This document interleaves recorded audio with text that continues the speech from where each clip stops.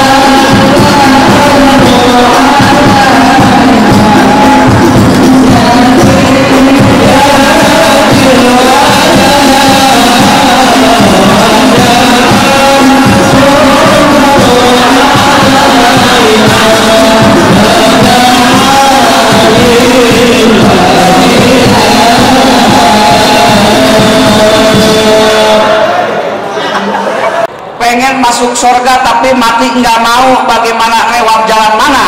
Harus mati dulu baru masuk surga. Mudah-mudahan kita semua ahli surga, amin. Hadirin Allah rahimakumullah, Indonesia Islam 1 tahun sekali sesuai dengan arahan para ulama, sesuai dengan arahan para ustadz. 1 tahun sekali di mana datang bulan Rabiul Awal kita suka mengadakan yang namanya peringatan Hari Besar Islam. Di sini PHBI, peringatan Hari Besar Islam Maulid Nabi besar Muhammad SAW. Itu ada foto saya ya, aduh, ganteng-ganteng kalam kayaknya nih. Ini Marwan Wiganda Ustadz Jepang. Padahal saya asli orang Indonesia, dekat rumah saya Cikarang Selatan. Kalau ini Cikarang Pusat. 1 tahun sekali bila mana datang bulan Rabiul Awal kita suka mengadakan peringatan Maulid Nabi besar Muhammad SAW, memperingati kembali sejarah dilahirkannya baginda Nabi Muhammad SAW, yaitu pada hari Senin tanggal 12 Rabiul Awal, tahunnya tahun. Sini. Maju ke depan, mau AA kasih hadiah. Ayo, yang bisa, yang berani maju ke depan, cuma tangan. Silakan, ini ada bawa hadiah nih, flip hadiahnya. Silakan yang berani cuma tangan. Ayo, anak perempuan jauh banget sih. Ayo, siapa? Acungkan tangan, ini ada uang nih, sengaja. Ayo, ada pertanyaan. Silakan, siapa? Maju. Ayo, anak hadiah. Ayo, anak hadiah maju. Nah, ini. Perkenalkan dulu. Perkenalkan, nama saya M. Nopal Mulana dari kelas 10 mesin 1. Baik, ini si ganteng kalem ya, vokalis tadi ya. Oh mantap, suaranya kedengaran ke belakang. Nanti kita panggil, kita undang ke dapur ya. Dapur rekaman, bukan suruh nyuci piring. Insya Allah menjadi anak yang soleh, amin. Ada satu pertanyaan, hari apakah baginda Rasulullah SAW dilahirkan dan tanggal berapa, tahun apa? tanggal 12 Rabiul Awal, hari Senin tahun gajah. Oke, benar. Terima kasih hadiah 10.000 lumayan buat DS kembali. Oke. Lumayan 10.000. Di sini masih banyak, tenang, masih banyak pertanyaan. Siap-siap simak. Diperingati kembali lahirnya baginda Nabi Muhammad SAW yang begitu agung, disambut oleh umat manusia dengan penuh suka dan cita. Beda Nabi Muhammad ketika mau dilahirkan, yang tadinya kota Mekah sedang gelap gemerlap, pas Nabi Muhammad dilahirkan itu menjadi terang, berai, cang.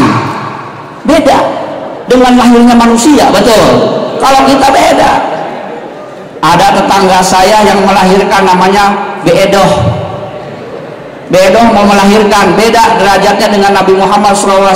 Nabi Muhammad ketika mau dilahirkan, yang tadinya kota Mekah sedang gelap gemerlap menjadi terang Beedoh tetangga saya yang mau melahirkan, yang tadinya terang menjadi gelap. Rahimahullah yang dimuliakan oleh Allah Subhanahu Wa Taala. Ada satu kisah cerita, saking bagindanya agung, saking hebatnya Nabi Muhammad SAW, ketika itu sedang terjadi pada diri Rasulullah SAW. Rasul sedang sakit, sakitnya agak begitu parah sehingga lemas sekali Rasul. Singkat cerita, Rasul menyuruh Bilal, "Hei Bilal, aku nyuruh engkau untuk mengumpulkan para sahabat." Lalu Rasul menyuruh Bilal untuk mengumpulkan para sahabat. Dipanggillah semua sahabat-sahabat Rasul, berkumpul di masjid.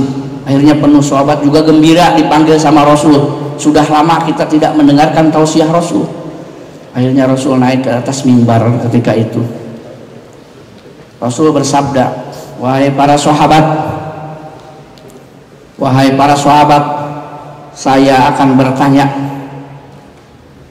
apakah saya telah menyampaikan amanah saya bahwa Allah Subhanahu wa Ta'ala adalah Tuhan satu-satunya yang wajib kita sembah?" Lalu sahabat menjawab semuanya, "Betul ya Rasul, benar ya Rasulullah, Allah Subhanahu wa Ta'ala adalah satu-satunya Tuhan yang wajib kita sembah." Dengan dibekali lafaz la ilaha illallah Muhammadur Rasulullah, tiada Tuhan selain Allah dan Nabi Muhammad adalah utusan Allah. "Baiklah," kata Rasul, "persaksikanlah ya Allah bahwa saya telah menyampaikan amanahmu kepada para sahabat." Dan sahabat pun membenarkan. Akhirnya tibalah pertanyaan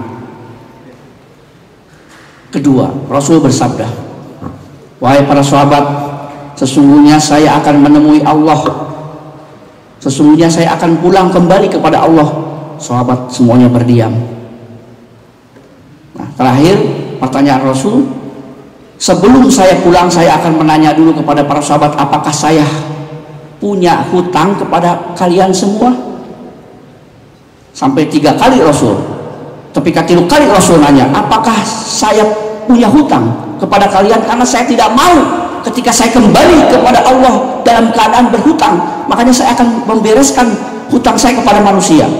Lalu para sahabat semuanya diam sambil berbicara dalam hati, mana ada Rasul berhutang kepada kita, ada juga kita yang banyak hutang kepada Rasul.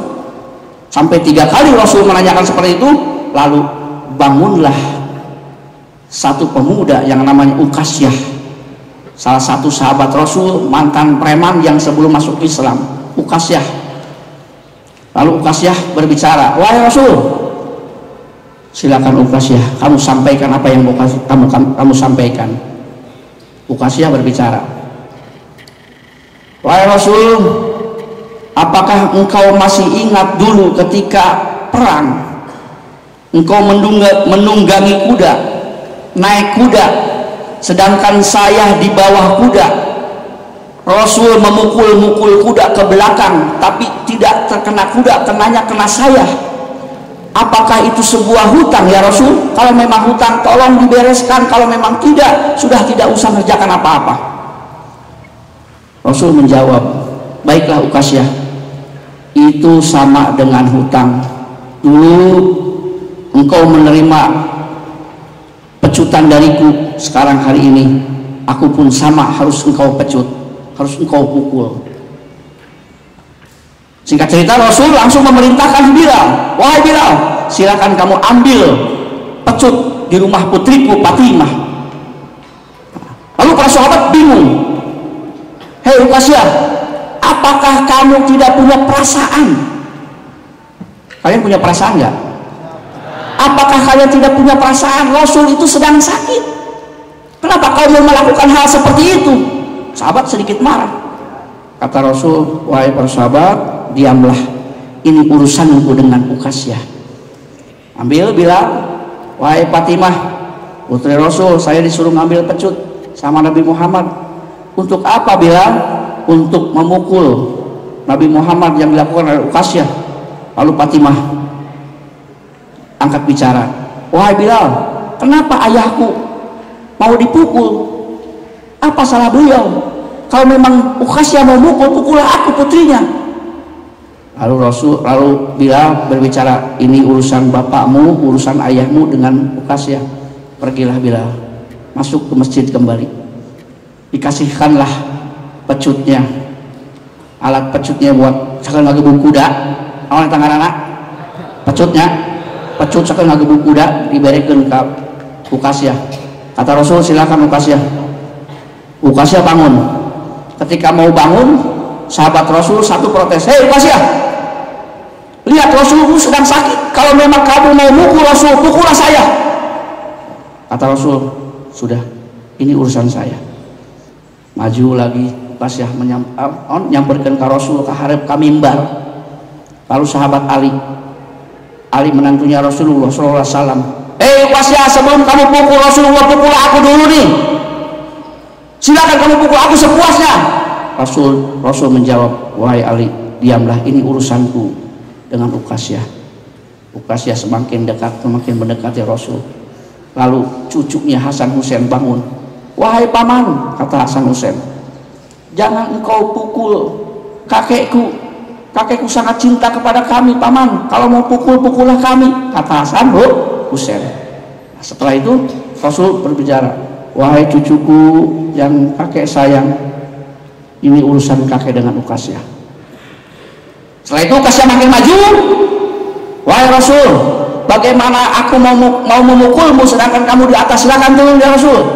Rasul karena orang terbaik, pilihan Allah, dia turun. Setelah turun, silakan Uqasyah, dulu engkau mecut aku dalam keadaan tidak pakai baju ya Rasul, sekarang silakan buka bajumu. Sahabat makin marah, hei Uqasyah, muncek bahasa Sunda mah tehidang sia. Rasul kan gering, yang mendingan aing yang pecut je, gemukan je. Rasul sabar, para sahabat buka baju Rasul, silakan Uqasyah, jangan berlebihan, jangan kelama-kelamaan, karena Allah tidak suka orang yang berlebihan. Nah, ketika sudah dibuka baju Rasul, Uqasyah maju, pecut tersebut dibuang jauh-jauh oleh Uqasyah, dibuang jauh. Lalu Uqasyah langsung memeluk badan Rasulullah SAW sambil berbicara, ya Rasul, mana ada orang yang bisa menyakitimu, mana ada orang yang mau menyakitimu ya Rasul, maafkan saya ya Rasul. Kata Uqasyah, saya lakukan ini adalah saya sengaja, saya sudah lama ya Rasul, saya cita-citakan ingin memeluk badanmu, karena semua orang tahu kulitmu adalah haram untuk masuk neraka ya Rasul. Rasul tersenyum. Lalu Rasul bilang kepada sahabat, hei para sahabat, kalau kalian mau melihat ahli surga, lihatlah Uqasyah. Saking ayeuna awak Rasul, saking ayeuna hebatnya, ya, sampai-sampai Uqasyah melakukan seperti itu. Rasul mah badannya Rasul itu haram untuk masuk ke neraka, betul? Saking hebatnya, coba awak orang di deketan ge bau kelek, bener? Banget garis bodas tetap kayak marau, bener? Makanya kalau mau sekolah itu biar mandi dulu, suka mandi mau sekolah. Awas mereka sekolah tuh mandi nambah bau, pakai bedak untuk istri, pakai minyak wangi, semprotnya, ambil minyak wangi, semprot, merem, puri, biar wangi. Nah, Munawan sorry. Kenapa ketawa? Minyak wangi. Tuh, biar wangi sekolah. Tuh.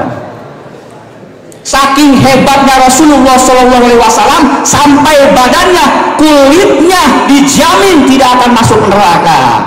Makanya di bulan Maulid ini, yuk kita bersama-sama banyak membacakan sholawat kepada baginda Nabi Muhammad SAW supaya kita mendapatkan syafaatul uzma di yaumil qiyamah. Amin. Yuk kita sholawat dulu. Ya Rasulullah, salamun